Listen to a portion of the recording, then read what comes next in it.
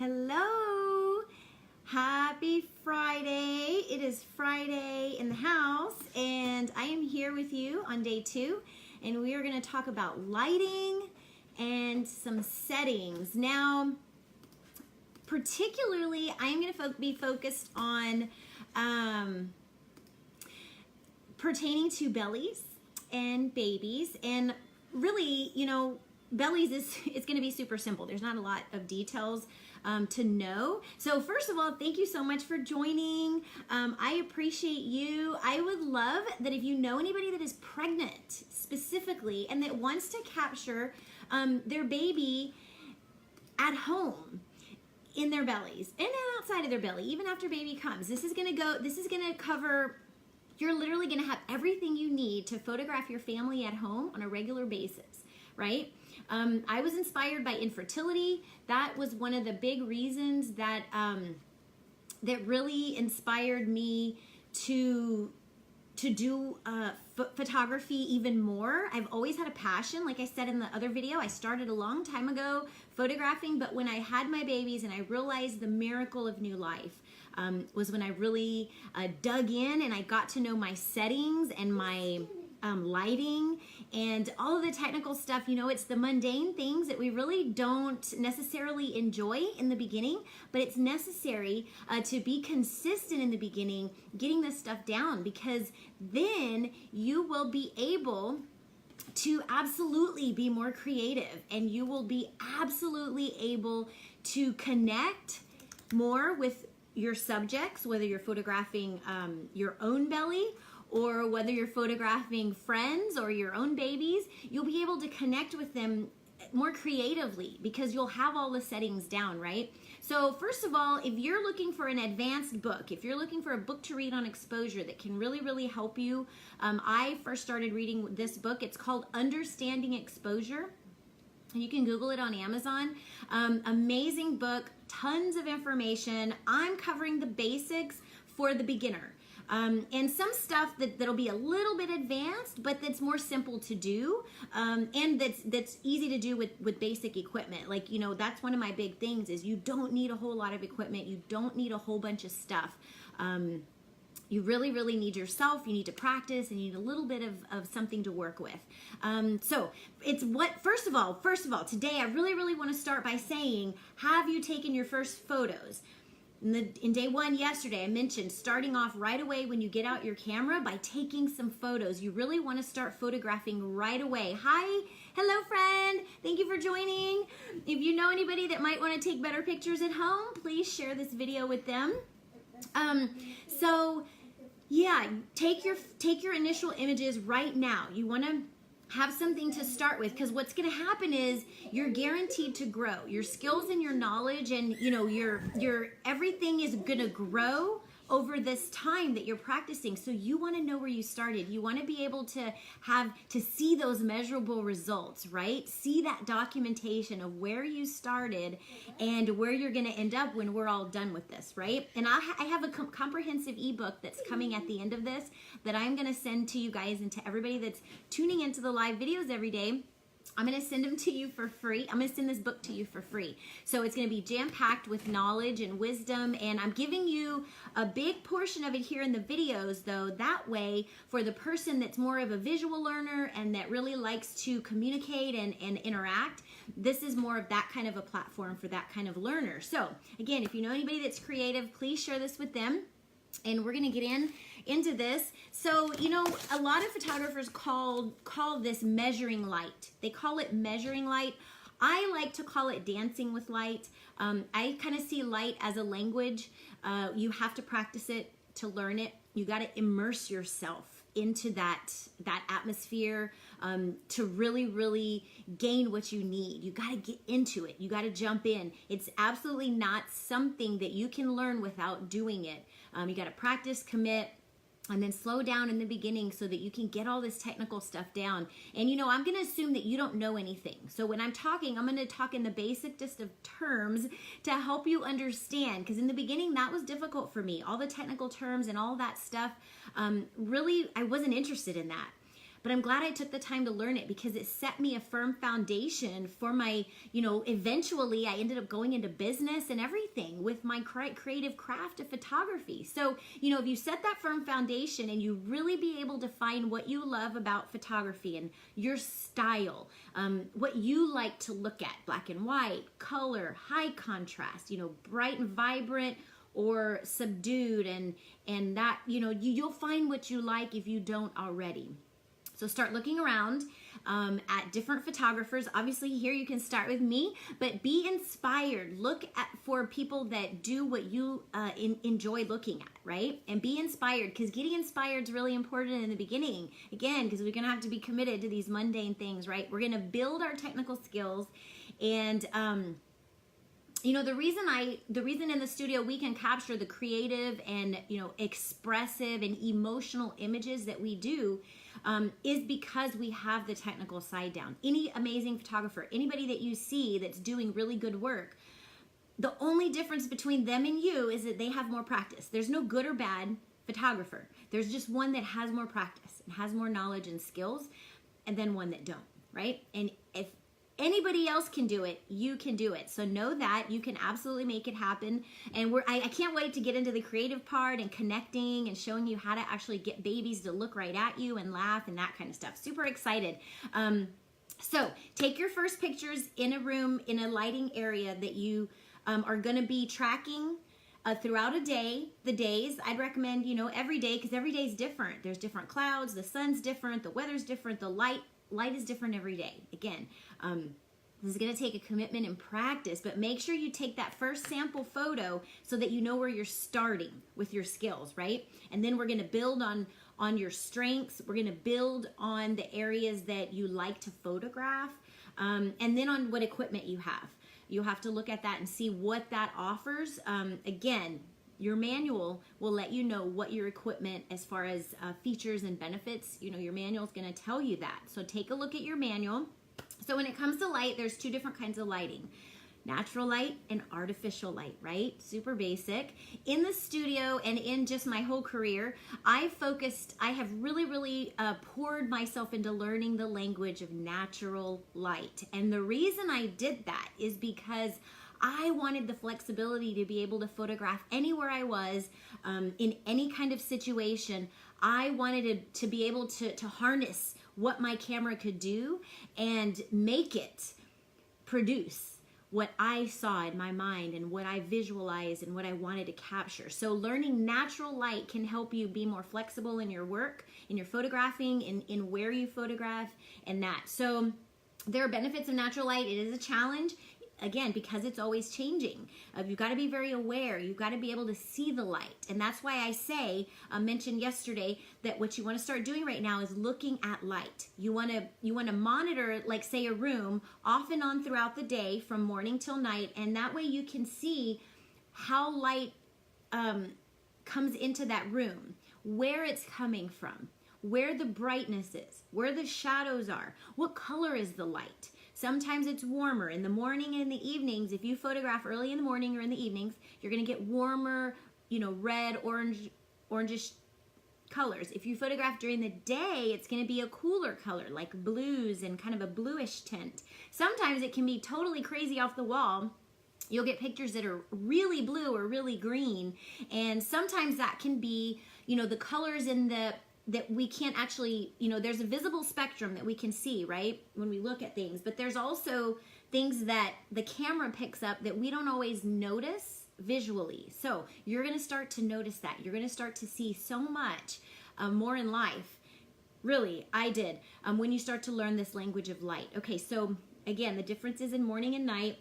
When you're photographing in your house, one of the biggest recommendations that I have always made to my clients that are working in their home with their families and their memories is that you may have to turn off all of your artificial lights in order to get a really good, crisp, colorful, whatever you're looking for image with natural light. Because the inside lights all have different color cast and they might put a different color on your photo. So what I always do if I'm going to photograph my kids in a room is I just turn off all the artificial lights and open all the windows. Like open your blinds totally all the way up. You want as much light as you can get.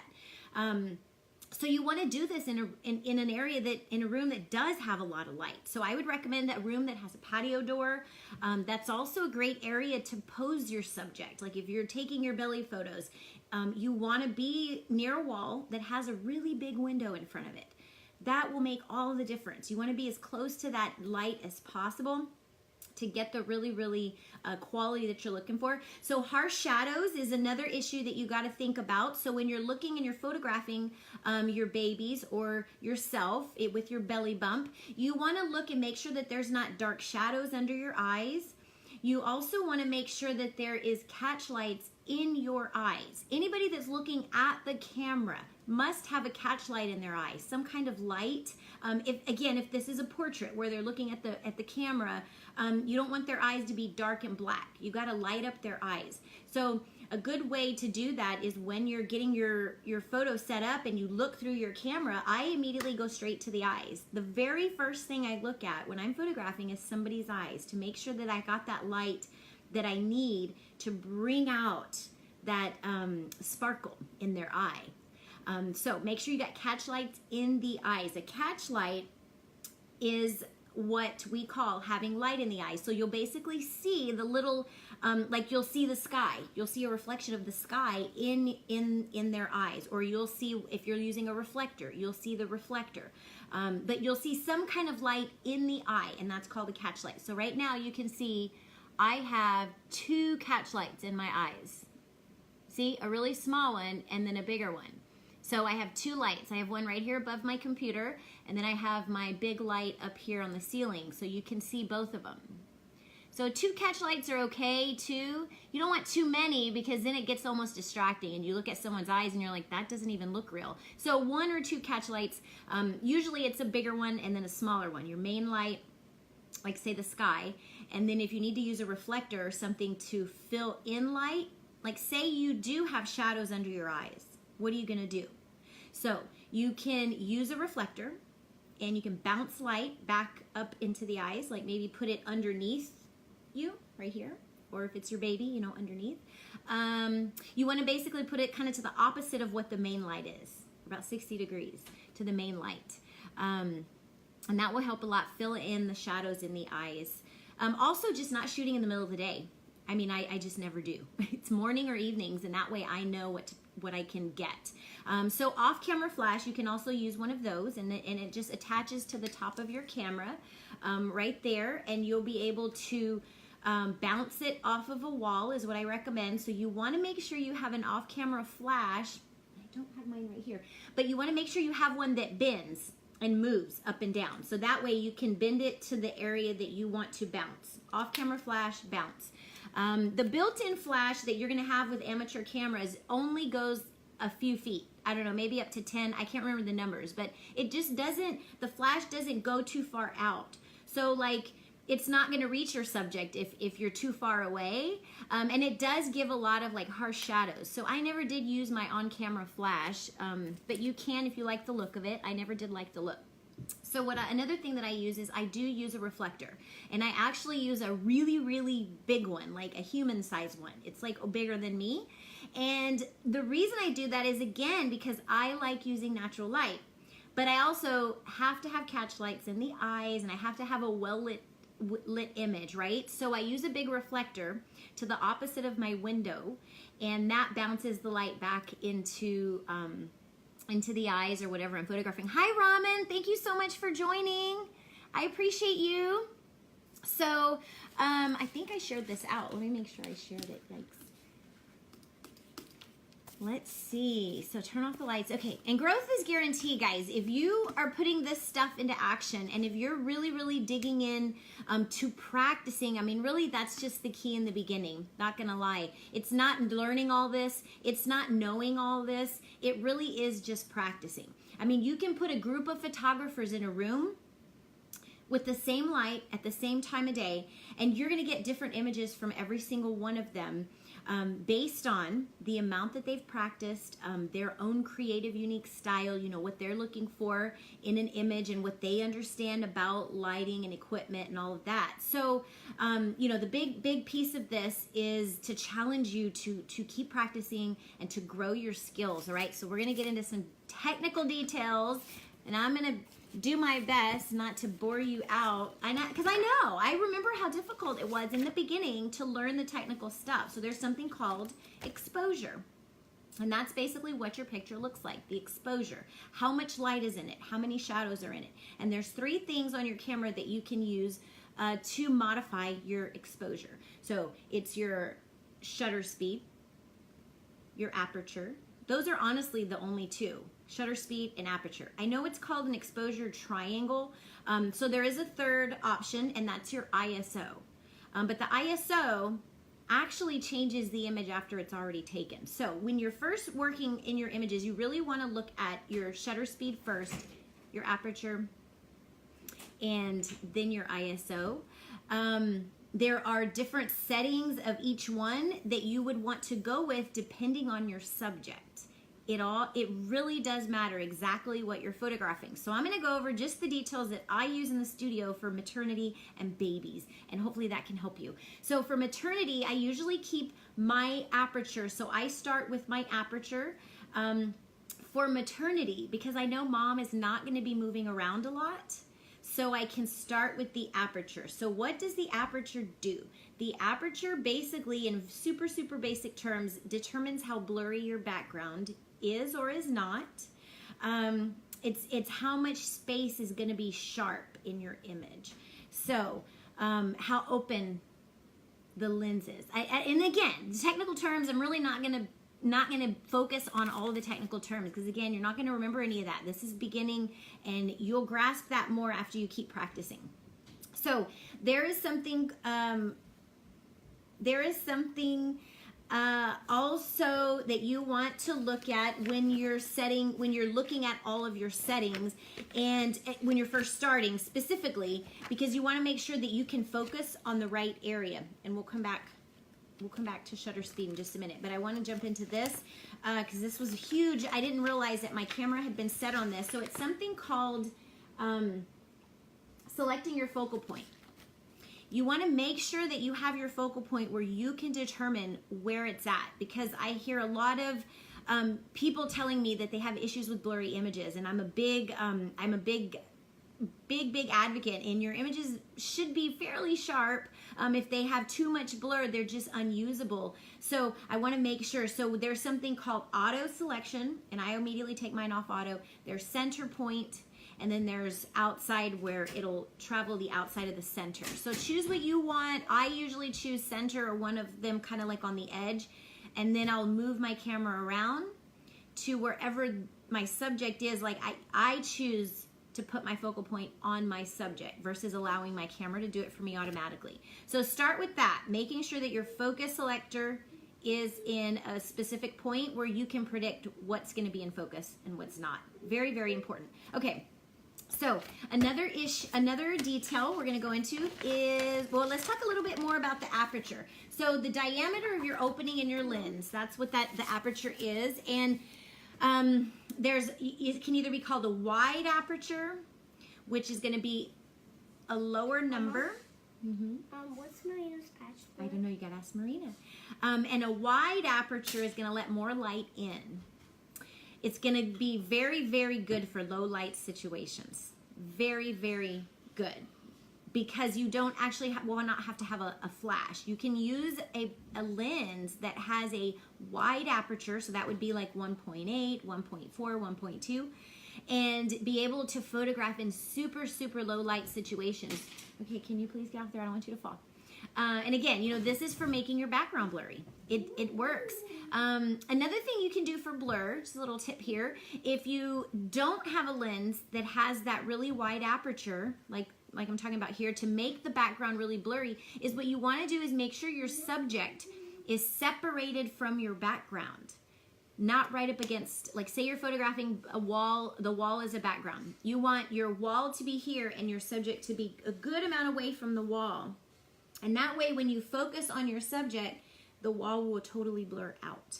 So very key in having a really, really good, crisp, great photo. Not just good, great. It's nice to have that background blurry. So separate your subject from the background. Another term that you'll hear used when it comes to aperture is depth of field. And again, that's just how much of the image is going to be sharp. How much area do you have to work with that's going to be sharp in your image? And I have visuals of all this in the ebook for you that you will get. So you'll be able to really dig in a little bit more. And once you can see the pictures, like the before and afters, it'll help a lot. So what's next? Shutter speed. Let's go ahead and talk about shutter speed.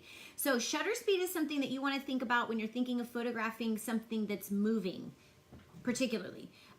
If you're photographing babies that are crawling or running, children that are running, you really are going to need to start then with your shutter speed, because that's going to help you either slow the action, or if you want to create a blur in your photo, you can actually then make it look blurry on purpose. But you want to be able to stop action if you want to stop it, so that if you want a picture of your child playing soccer, but you don't want them to be blurry, then you want to be able to stop that action, right? And you're going to do that with a fast shutter speed.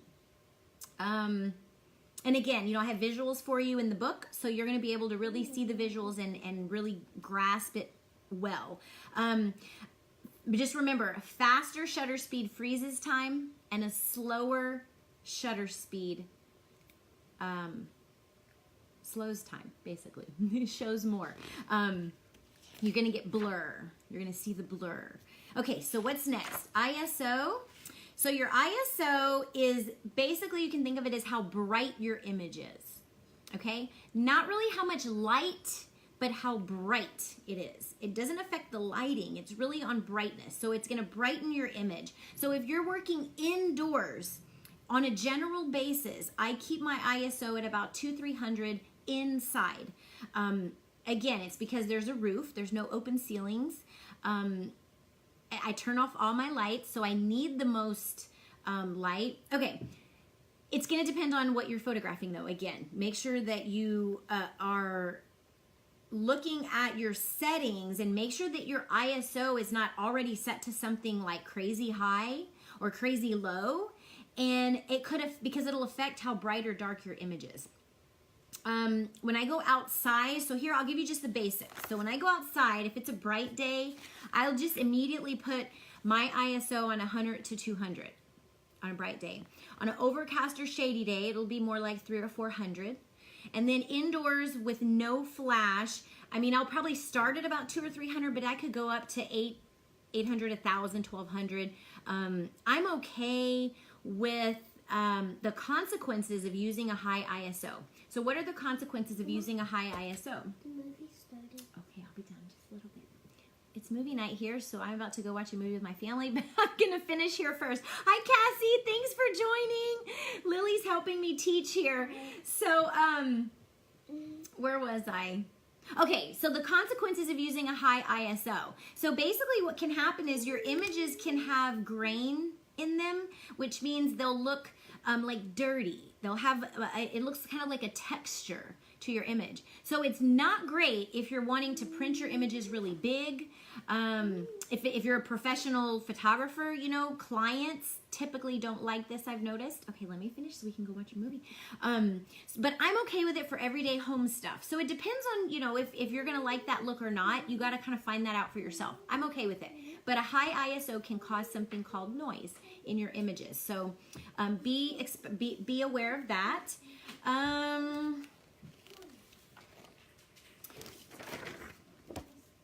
I have photos for you too in here that's going to show you. But basically, a lower number ISO means that it's a less sensitive to the light. That's less sensitive to the light. A higher ISO, like say 1600, 2000. Some cameras go to like 20,000.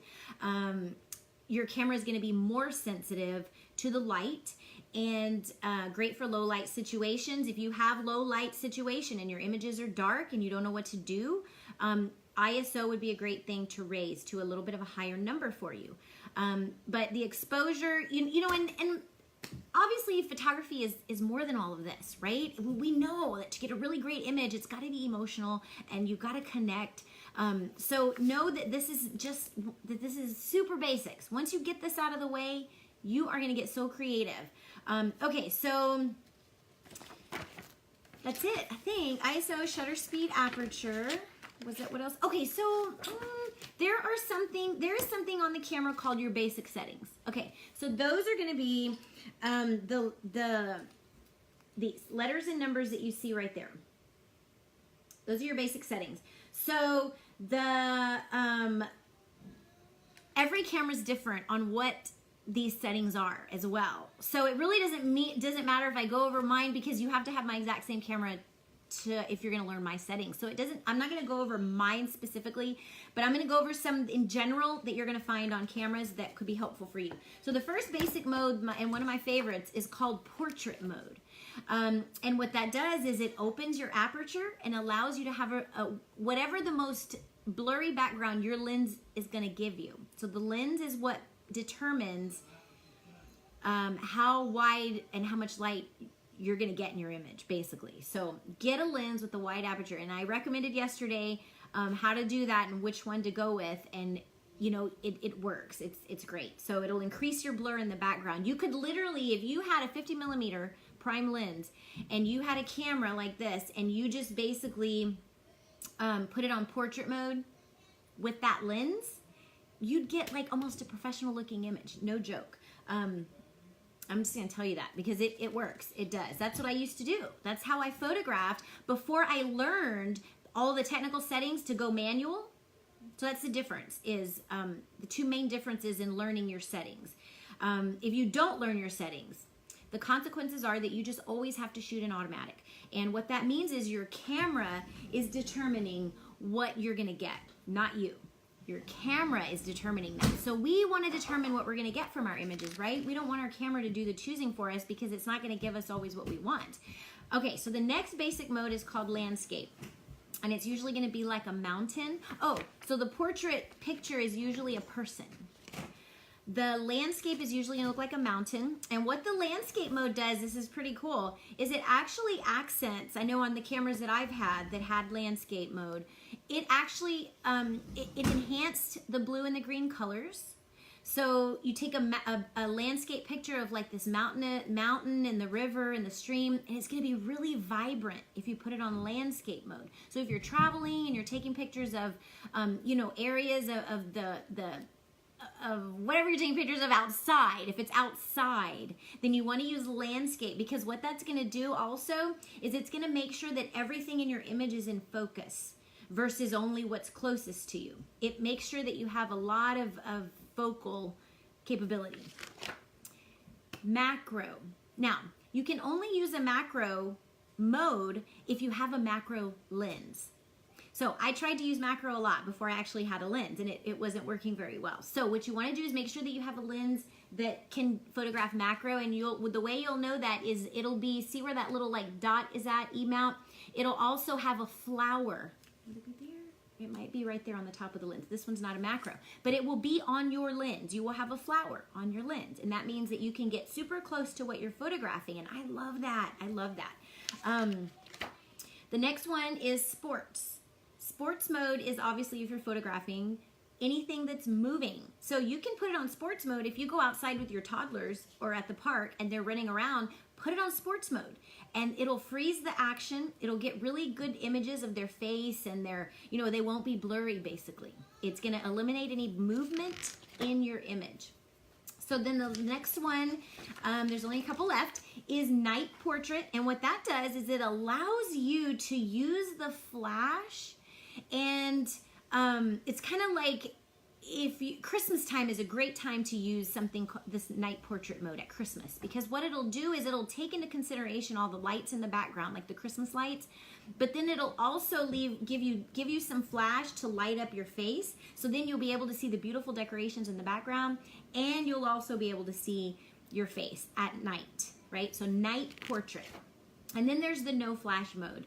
And that's another popular one that I always used when I didn't know what I was doing. I just knew I didn't want the flash. I knew I didn't want that bright flash right there in the face.